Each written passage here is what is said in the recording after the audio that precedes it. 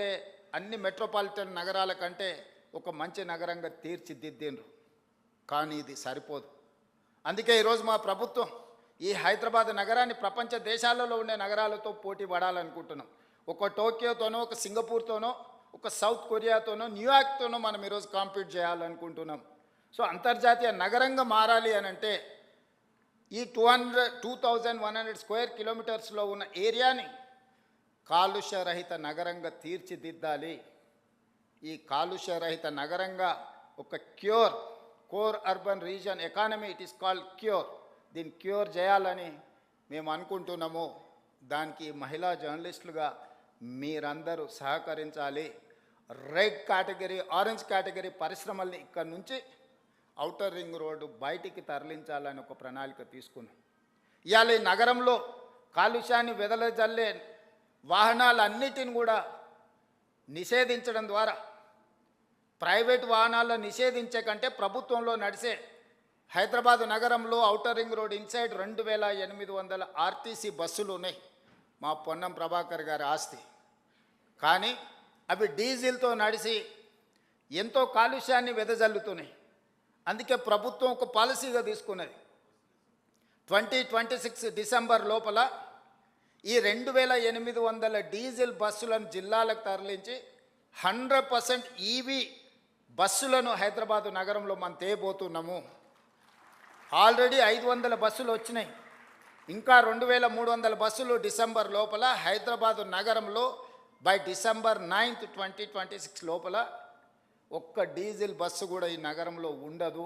నేను మీకు మాట ఇస్తున్న ఈ బస్సులను అన్నిటిని తరలించి ఈవీ వెహికల్స్ని విత్ ఏసీ, ఇది ముఖ్యంగా మహిళలకే ఉపయోగం. ఎందుకంటే ఉచితంగా బస్సులో ఒక ఏసీ ఈవీ వెహికల్లో కాలుష్యం లేని బస్సులో మీరు ప్రయాణించడానికి ఈరోజు తెలంగాణ ప్రభుత్వం ప్రయత్నం చేస్తుంది. అదేవిధంగా ఈరోజు 2 లక్షల ఆటోలు ఉన్నాయి. రెట్రో ఫిట్టింగ్ కింద ఇప్పుడు డీజిల్, కిరోసిన్తోనో ఇతర ఇంధనంతో ఈరోజు నడుస్తున్నాయి. వాటన్నిటిని కూడా రెట్రో ఫిట్టింగ్ అంటే మొత్తం ఈవీ కింద 2 లక్షల ఆటోలను మార్చాలని ఒక ప్రణాళిక పెట్టుకున్నాం. తొందరలోనే ఆ కార్యాచరణను కూడా ముందుకు తీసుకొని వస్తున్నాం. ఈరోజు సింగిల్ యూజ్డ్ ప్లాస్టిక్ని మనం బ్యాన్ చేయదలుచుకున్నాం ఔటర్ రింగ్ రోడ్ ఇన్సైడ్.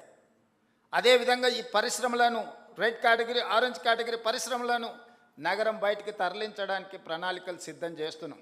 ఇవాళ ఈ నగరంలో ఎవరు ఈవీ వెహికల్ కొనుక్కున్నా జీరో ట్యాక్స్. మీరు ఏ వెహికల్ కొనుక్కున్నా మీకు రిజిస్ట్రేషన్ ఛార్జెస్ వసూలు చేస్తున్నారు పొన్నం ప్రభాకర్ గారు. కానీ ఈవీ వెహికల్ కొనుక్కుంటే జీరో ట్యాక్స్. మీకు కాస్ట్ ఎఫెక్టివ్గా వెహికల్స్ కొనుక్కోవడానికి ఈరోజు మనం ప్రయత్నం చేస్తున్నాం. కళాశాలలకు వెళ్ళి ఆడపిల్లలకు తొందరలోనే, ఈ ఫైనాన్షియల్ ఇయర్లో సాధ్యం కాకపోవచ్చు, తొందరలోనే స్కూటీస్, ఈవీ వెహికల్స్ని ఆడపిల్లలకి ఇవ్వాలని ఒక ఆలోచన చేస్తున్నాం. ఇవన్నీ కూడా ఈ నగరాన్ని ప్రక్షాళన చేయడానికి, ఈ నగరాన్ని అంతర్జాతీయ స్థాయిలో ఎవరైనా వచ్చి ఇవాళ రేపు ఎయిర్ క్వాలిటీ అందరు చెక్ చేస్తున్నారు. మీరు పొద్దున్నే చూడంగానే హైదరాబాద్ ఆరెంజ్ కేటగిరీకి వచ్చింది. తొందరలోనే మనం ఇట్లనే వదిలేస్తే రెడ్ కేటగిరీకి పోద్ది. ఈరోజు ఎస్టీపీలు కొన్ని కట్టినాం, కానీ అవి సరిపో. ఈరోజు డ్రైనేజ్ వ్యవస్థ రోడ్ల మీదకి వదిలేసింది. శానిటేషన్ పని లేదు. ఈరోజు చెత్త ఎత్తమంటే 5000 ఆటోలు ఉచితంగా ప్రభుత్వం కొనిస్తే చెత్త ఎత్తాల్సిన ఆటో వాళ్ళు ఈరోజు మేము చేయము, మేము చేసిందే చెల్లుద్ది అన్నట్టుగా వ్యవహరిస్తున్నారు. ఒక పక్కన జర్నలిస్టులు రోడ్ల మీద చెత్త అడ్డగోలుగా ఉన్నది అంటున్నారు. మరి దానికి నియమించిన కార్మికులు పనిచేయాలి కదా, వాళ్ళతో పని చేయించుకోవాల్సిన బాధ్యత ప్రభుత్వానికి, మున్సిపల్ శాఖకు ఉన్నది కదా. దోమలు పెరిగినాయి అంటున్నారు. మూసీలో కాలుష్యం ఉందంటున్నారు. మూసీని ప్రక్షాళన చేయాలంటున్నారు. కానీ ప్రభుత్వం ఏం చేయకూడదు అంటున్నారు. దోమల్ని నియంత్రించాలన్నా, చెత్త ఎత్తాలన్నా, మూసీని ప్రక్షాళన చెయ్యాలన్న డిమాండ్స్ వచ్చినప్పుడు ప్రభుత్వానికి ఏ కార్యాచరణ చేపట్టొద్దు అంటున్నారు. ఏ కార్యాచరణ చేపట్టకుండా ఇవి ఎట్లా సాధ్యమవుతాయో జర్నలిస్ట్గా మీరు నాకు సూచన చేయండి. గుజరాత్ అహ్మదాబాద్ సబర్మతి రివర్ ఫ్రంట్ కట్టుకుంటుంది. 10,000 కుటుంబాలను తరలించింది అక్కడి నుంచి. వాళ్ళు సరైన ప్యాకేజ్ కూడా ఇవ్వలేకపోయారు. ఈరోజు ఢిల్లీ యమునా నదిని ప్రక్షాళన చేస్తారు. ఉత్తరప్రదేశ్ గంగా నది ప్రక్షాళన చేసిన మన గొప్పగా ప్రపంచానికి ప్రచారం కల్పించుకుంటారు. నాకేం అభ్యంతరం లేదు, మంచిది.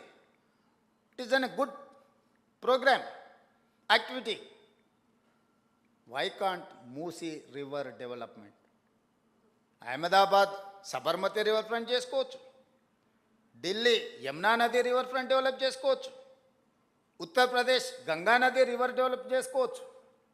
హైదరాబాద్ నగరం మాత్రం మూసీ నదిని ప్రక్షాళన చేయొద్దు అనడము ఏ మేరకు సమంజసము? నేను ఒకటే అడుగుతున్నా, వద్దనే వాళ్ళని. మీరు మొత్తం ప్రాజెక్టే వద్దంటున్నారా? ప్రాజెక్టు నిర్మించేటప్పుడు నిర్వాసితులుగా మారే వాళ్లకు సరైన సహాయాన్ని అందించాలంటున్నారా? మీకు స్పష్టత ఉండాలి. నిన్న మన ఒక అపార్ట్మెంట్కు సంబంధించిన చర్చ జరిగింది, ఎందుకంటే అక్కడ జర్నలిస్ట్ మిత్రులు ఉన్నారు. నేను కన్వే చేసిన, అది 7 acres ఉంది. ఆ 7 acresలో మూసీ నది ఒడ్డున, ఈసా నది ఒడ్డున ఉంది. అది నదులకు బఫర్ జోన్ 50 మీటర్లు, నాలాకు బఫర్ జోన్ 10 మీటర్లు. ఈసా నది ఒడ్డున ఇది నాలా అని చూపించి 2004-05లో బిల్డరు అనుమతి తీసుకొని వచ్చి అక్కడ అపార్ట్మెంట్స్ కట్టింది. 2004 తర్వాత 2012లో చట్టాన్ని సవరించి స్పష్టంగా నాలా అయితే ఎంత ఉండాలో, చెరువులు అయితే ఎంత ఉండాలి బఫర్ జోన్, నదులైతే ఎంత ఉండాలి బఫర్ జోన్, కేటగారికల్గా చట్టాన్ని మనం ఆమోదించుకున్నాం శాసనసభలో. 2012 నుంచి యాక్ట్ మనం ఇంప్లిమెంట్ చేస్తున్నాం. దాని ప్రకారం మూసా నది కానీ ఈసా నది కానీ నది ఒడ్డున 50 మీటర్ల బఫర్ జోన్, ఎవరు ఏమి కట్టడానికి వీలు లేదు. కట్టినా కూడా వాటిని తొలగించాలి. భూ యాజమాన్య హక్కులు మీ దగ్గర ఉన్న నష్టపరిహారం ఇస్తారు తప్ప అందులో ఎలాంటి నిర్మాణాలు జరగడానికి లేదు. NGT directions, supreme court directions, all constitutional authorities have decided to remove all these buffer zones. ఆ అపార్ట్మెంట్కు సంబంధించి దాదాపుగా 50% ఈ బఫర్ జోన్ 50 మీటర్ల 9 మీటర్ల సెట్ బ్యాక్ చూపించేసి ఇది నాలా అని చూపించి బిల్డర్స్ అక్రమంగా అనుమతి తెచ్చుకొని కట్టినరు. మన వాళ్ళు కొనుక్కున్నారు. అనుమతి చూసే కొనుక్కున్న వాళ్ళ గురించి నేనేం తప్పుగా చెప్పట్లేదు, అనుమతులు అన్నీ చెక్ చేసుకున్నాను. నేను ఈ మధ్యలో ప్రాజెక్టుని టేకప్ చేయాలనుకున్నప్పుడు చూస్తే మోర్ దాన్ 50% బఫర్ జోన్లు ఉన్నది. దీంట్లో చాలామంది తెలిసిన మిత్రులు ఉన్నారు. అరే వీళ్ళకి ఏదన్నా నష్టం జరిగేటట్టుంది, మనం చేయగలిగిన సహాయం చేద్దామని మా అధికారులకు చెప్పి వాళ్ళ దగ్గర పంపించి వాళ్ళతో చర్చ చెప్పిన. మరి వాళ్ళకి ఎంత చేరిందో తెలియదు, అందుకే ఈరోజు ఇక్కడ నుంచి చెప్పదలుచుకున్నా. వాళ్ళకి ప్రత్యామ్నాయంగా పక్కనే 7 ఎకరాలకు 7 ఎకరాల ల్యాండ్ ఇచ్చి ఇప్పుడు ఎంతైతే స్క్వేర్ ఫీట్ కన్స్ట్రక్షన్ చేసిందో కొత్త నిర్మాణానికి అవసరమైన డబ్బులు బ్యాంకులో డిపాజిట్ చేస్తా, మీరే ఒక సొసైటీ పెట్టుకొని మీరు కట్టించుకోండి. ఇది ఇంకా భవిష్యత్తులో ఎప్పుడు మీకు అమ్ముకోవడానికి కొనుక్కోవడానికి కూడా ఉండదు. ఈ 50 మీటర్ల బఫర్ జోన్ అనేది బ్యాన్ చేస్తాం. ఇప్పటికిప్పుడు కూలగొట్టకపోయినా భవిష్యత్తులో అది మీకు 0 వాల్యూ అవుతుంది. మీ మేలు కోసం మీరు నష్టపరిహారం తీసుకొని మీరు వేరే దగ్గరికి వెళ్ళి కొనుక్కుంటాం అంటే మీ ఇష్టం. లేదు అంటే మీ ఎంత స్థలం ఉందో అంతే స్థలం ఆ పక్కన ప్రభుత్వ స్థలాన్ని కేటాయించి ఈ నిర్మాణానికి అవసరమయ్యే నిధులు కూడా ప్రభుత్వం ముందే మీ బ్యాంకులో డిపాజిట్ చేస్తుంది. మీరు ఒక అసోసియేషన్, మీ ఎట్లాగూ అపార్ట్మెంట్స్ వెల్ఫేర్ అసోసియేషన్ ఉంటుంది కదా, మీరు మీకు డిపాజిట్ చేస్తాం, మీరు కట్టుకోండి అని మేము చెప్పినాం. అది రాజకీయ రంగుగా మారి ప్రతి రాజకీయ పార్టీ అక్కడికి వెళ్ళి వాళ్ళ పట్ల సానుభూతి చూపిస్తున్నారు. సానుభూతితో ఇది సమస్య పరిష్కారం కాదు. నేను ఆ మిత్రులకు సవినయంగా విజ్ఞప్తి చేస్తున్నా. 50 మీటర్ల చట్టము అమల్లో ఉంది. ఆ చట్టాన్ని నేను మార్చలేను. నేషనల్ గ్రీన్ ట్రిబ్యునల్ నుంచి సుప్రీంకోర్టు వరకు ఇచ్చిన గైడ్లైన్స్ ప్రకారం ఏర్పడింది. ఆ 50 మీటర్ల బఫర్ జోన్లో ఉన్న అన్ని అపార్ట్మెంట్స్ 0 వాల్యూ, నివసించడానికి పనికొస్తుందేమో కానీ దాని ఫైనాన్షియల్ వాల్యూ 0. అట్లాంటివి మేము సేకరించి వాళ్ళకి మేలు చేసి వాళ్ళని పక్కకు తరలించి వాళ్ళకి ప్రత్యామ్నాయం చూపిద్దామని అంటే లేదు, మేము అడ్డుకుంటామని రాజకీయ పార్టీలు అక్కడికి వెళ్తున్నాయి. ఎవ్వరు వీళ్ళు ఉండరు. 2 రోజులు టీవీలలో పేపర్ల వార్తల కోసం మీ దగ్గరకు వస్తారు. మీ కన్నీళ్ళు వాళ్ళకు ఓట్లుగా మార్చుకుందామన్న ఆలోచన చేస్తున్నారు తప్ప మీకు సహాయం అందించాలనుకుంటే ప్రభుత్వంతో చర్చించాలి. అవునయ్యా వీళ్ళకి ఇక్కడ నష్టం జరుగుతుంది, నువ్వు ప్రత్యామ్నాయంగా ఏమిస్తావో చెప్పు అని ప్రభుత్వంతో చర్చించాలి వచ్చే ప్రతినిధులు. మోడీ గారు గొప్పగా చేసిందని చెప్పేవాళ్ళు, ఆ పార్టీకి ప్రాతినిధ్యం వహిస్తున్న వాళ్ళు ప్రభుత్వంతో చర్చించవచ్చు కదా. They are also constitutional authorities. వాళ్ళు కూడా యూనియన్ క్యాబినెట్ మినిస్టర్లు ఉన్నారు, యువతలు ఉన్నారు. ప్రతిపక్ష పార్టీ కూడా ప్రతిపక్ష హోదా ఉంది. వాళ్ళందరూ వచ్చి కూర్చొని అవును ఇక్కడ నుంచి మూసీ పరివాహక ప్రాంతంలో రెండు వైపులా 50 మీటర్ల బఫర్ జోన్లో ఎవరెవరు ఎఫెక్ట్ అవుతున్నారు, వాళ్ళు ఎంత పేదవాళ్ళు, గుడిసెతో ఉన్నారా, ఇల్లుతో ఉన్నారా, వాళ్ళకి ఏ నష్టం జరుగుతుంది, వాళ్ళ సొంత భూమి ఉందా, ప్రభుత్వ భూమి ఉందా, వాళ్ళకి ఏమి ఇస్తే బాగుంటుందో మనం చర్చిద్దామని నేను చెప్తున్నా. నువ్వు చర్చించడానికి లేదు, నువ్వు కట్టడానికి లేదు, మేము చేయలేదు కాబట్టి నువ్వు చేయొద్దు. నువ్వు చేయలేదు కాబట్టి నువ్వు ఇంటికి పోయినావు, నేను చేస్తానే నమ్మకం ఉంది కాబట్టి నేను కుర్చీలో కూర్చున్నా. ఇక నీకు నాకు తేడా లేకపోతే ఇంకా విషయం ఏమున్నది?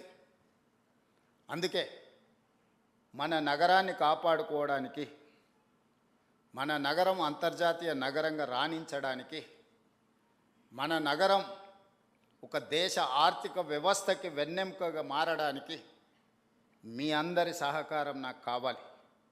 ఇది నేను నా ఒక్కడి కోసం, నా ఇంటి కోసం చెప్పడం లేదు.